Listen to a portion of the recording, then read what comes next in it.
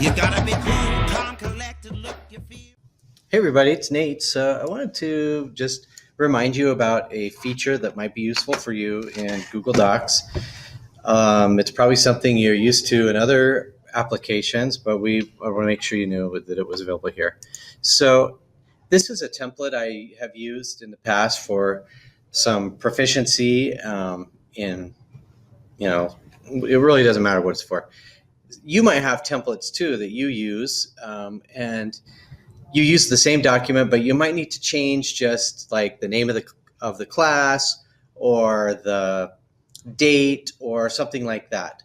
And so I wanted to remind you about the find and replace feature.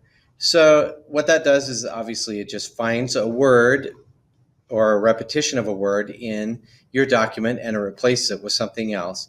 So you just come to the edit and go to the find and replace. If you want to use a keyboard shortcut, if you were like on a Chromebook or something, it's Control H. And you say, let's find the word Promethean. And we'll just say we're going to match case and then say, let's replace that with smartboard. And you can either do it one at a time, you can look at it in context, you'd say replace all, like boom. And now all of a sudden, this is now a smartboard proficiency checklist. And that worked really great. You can see all the different instances where it changed it.